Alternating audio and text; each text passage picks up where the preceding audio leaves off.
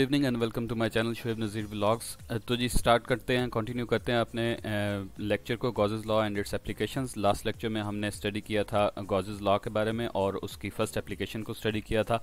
इस लेक्चर में हम उसकी सेकंड एप्लीकेशन को देखेंगे और वीडियो के एंड पे आपको हैंड रिटन नोट्स भी मिल जाएंगे। जो बच्चे हैंड रिटन नोट्स नोट करना चाहें वो वहाँ से देख के नोट कर सकते हैं। तो देखते हैं जी सेकंड जो हमारे पास एप्लीकेशन है गॉसेस लॉ की आपके बुक में, वो है electric field intensity due to an infinite sheet of charge. ठीक है, यानी कि एक इन्फिनिट शीट ऑफ चार्ज हमने ज्यूम करनी है, एक इन्फिनिट शीट ऑफ चार्ज लेनी है। अब चूंकि इन्फिनिट शीट ऑफ चार्ज है जिसके ऊपर चार्जेस स्प्रेड हों, तो हम उस इन्फिनिट शीट को नहीं ले सकते, तो इसलिए हम क्या करेंगे, उसका एक छोटा सा टुकड़ा, उसका एक छोटा सा पीस ज्यूम करेंगे जिसके ऊपर हमने क्या किया हुआ है, स्प्रेड किए हुए हैं चार्जेस, पॉजिटिव चार्जेस हमने उसके ऊपर सेपरेट कर दिए। अब हमने करना क्या है, वहाँ पे इलेक्ट्रिक फील्ड इंटेंसिटी फाइंड करनी है। तो इलेक्ट्रिक फील्ड इंटेंसिटी फाइंड करने के लिए जो चीज़ हमें पता थी, हम सबसे पहले क्या ड्रॉ करते हैं, एक गॉसियन सरफेस ड्रॉ करते हैं। गॉसियन सरफेस ड्रॉ करते हैं ताकि वहाँ पे हम क्या फाइंड कर सकें, इलेक्ट्रिक फ्लक्स। फिर उस इलेक्ट्रिक फ्लक्स को फाइंड करने के बाद गॉसेस लॉ अप्लाई करके हम फाइंड आउट कर लेते हैं कि इलेक्ट्रिक फील्ड इंटेंसिटी वहाँ पे कितनी होगी। तो जैसे कि आपको इमेज में नज़र आ रहा है कि ये हमारे पास एक शीट है जिसके ऊपर हमने पॉजिटिव चार्जेस सेपरेट किए हुए हैं। तो अब इसको फाइंड करने के लिए हम क्या करेंगे, एक गॉसियन सरफेस फाइंड अज्यूम करेंगे, जो कि हम कहते हैं कि एक हमने उसकी लेफ्ट हैंड साइड पे ली जिसको हमने नाम दिया किसका, पी का, एक Gaussian surface left hand side पे। तो इसी तरह दूसरी सरफेस हमारे पास राइट हैंड साइड पे आ जाएगी जिसको नाम दिया हमने पी डैश का।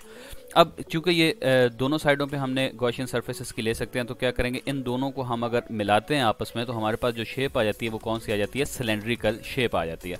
तो इसका मतलब एक सिलेंड्रिकल शेप हमने गॉसियन सरफेस के तौर पर अज्यूम की। तो अब हम फाइंड आउट करेंगे यहाँ पे इलेक्ट्रिक फ्लक्स कितना होगा। ठीक है, तो इलेक्ट्रिक फ्लक्स फाइंड आउट करने के लिए क्या तरीका होता है हमारे पास, हम क्या करते हैं, जितने भी हमारे पास पीसेस होते हैं उन सब को फ्लक्स फाइंड करके उसको ऐड करते हैं, तो हमारे पास क्या आ जाता है, टोटल फ्लक्स आ जाता है। टोटल फ्लक्स फाइंड आउट करने के लिए हम देखेंगे क्या आएगा हमारे पास। अगर हम लेफ्ट हैंड साइड को देखते हैं पॉइंट पी के लिए, तो पॉइंट पी के लिए नजर आ रहा है पॉजिटिव चार्जेस हैं, तो पॉजिटिव चार्जेस के लिए हमने पढ़ा था कि इलेक्ट्रिक फील्ड क्या होगी, आउटवर्ड होगी हमेशा। ठीक है, तो यहाँ पे अगर पॉइंट पी के लिए हम चेक करें तो इलेक्ट्रिक फील्ड इंटेंसिटी की डायरेक्शन क्या है, आउटवर्ड डायरेक्शन है।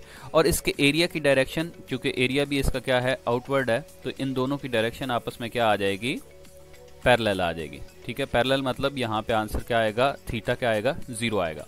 ठीक है, फिर इसी तरह अगर हम राइट हैंड साइड वाले पॉइंट पी डैश की देखते हैं, तो पी डैश में भी आपको नजर आ रहा है कि हमारे पास इलेक्ट्रिक फील्ड इंटेंसिटी की डायरेक्शन क्या है, वो आउटवर्ड है, और इसी तरह एरिया की डायरेक्शन भी क्या है, वो भी आउटवर्ड है। तो इसका मतलब यहाँ पे भी हमारे पास एंगल क्या आ गया, 0 का आ गया। फिर जो हमारे पास तीसरी डायरेक्शन या तीसरी सरफेस आती है, वो आती है ये वाली कर्व सरफेस। जब इस कर्व सरफेस की हम बात करते हैं, तो इस कर्व सरफेस में जो हमारे पास इलेक्ट्रिक फील्ड इंटेंसिटी है उसकी डायरेक्शन इस तरह से आ गई। ठीक है, और जो एरिया है उसकी डायरेक्शन हमारे पास परपेंडिकुलर आ गई।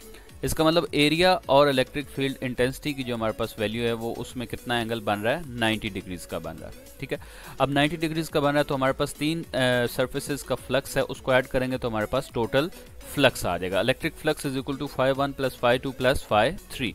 तो इसी तरह φ1 के लिए फाई की वैल्यू हमें पता क्या होती है, E डॉट ए, तो डॉट जब हमने रिमूव किया तो E a cos थीटा।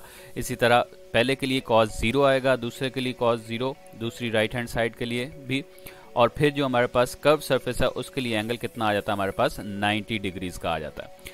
ठीक है, जैसे कि हमें पता है कि cos 0 की वैल्यू कितनी होती है, cos 0 इज इक्वल टू 1, और cos 90 की वैल्यू कितनी होती है, cos 90 की वैल्यू होती है हमारे पास 0 के इक्वल।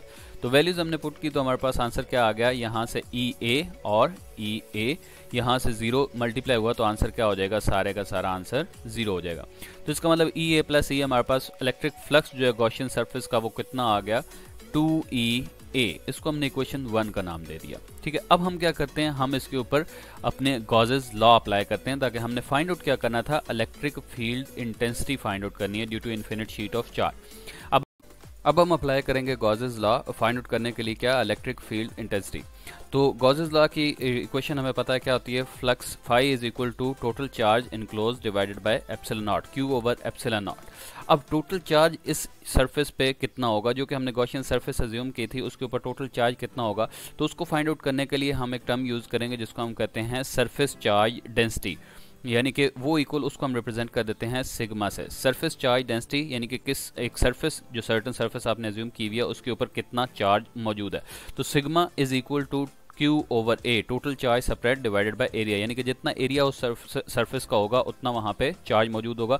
तो यहाँ से हमने टोटल चार्ज की अगर वैल्यू फाइंड आउट करनी हो तो चार्ज किसके इक्वल आ जाएगा हमारे पास, Q is equal to sigma into A। ये इक्वेशन हम पुट कर देंगे जाके गॉसेस लॉ में। गॉसेस लॉ में जब टोटल चार्ज की जगह उसकी वैल्यू पुट की हमने तो वो हमारे पास क्या आ गया, sigma is equal to flux phi is equal to sigma A divided by epsilon naught. इसको हमने इक्वेशन 2 का नाम दे दिया। अब हम क्या करेंगे, चूंकि लेफ्ट हैंड साइड इक्वेशन 1 और इक्वेशन 2 दोनों की लेफ्ट हैंड साइड क्या है, सेम है, तो इसका मतलब हम इन दोनों इक्वेशंस को कंपेयर कर सकते हैं। तो कंपेयरिंग इक्वेशन 1 एंड 2 हमें वैल्यू क्या मिलेगी, 2EA is equal to sigma A over epsilon naught. तो लेफ्ट हैंड साइड पे भी एरिया मौजूद है और राइट हैंड साइड पे भी एरिया मौजूद है, तो इसका मतलब ए से क्या हो जाएगा, कैंसिल हो जाएगा।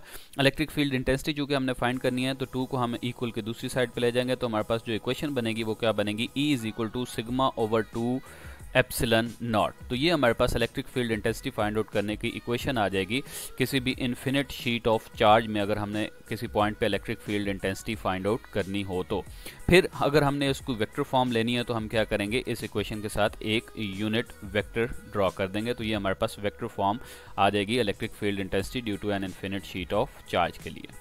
तो ये जी आपको लास्ट पे हैंड रिटन नोट्स मिल जाएंगे, जो बच्चे ये नोट करना चाहते हैं इनको यहाँ से आप नोट कर सकते हैं। तो मिलते हैं जी नेक्स्ट वीडियो में, तो थर्ड एप्लीकेशन हम डिस्कस करेंगे। Thank you, take care.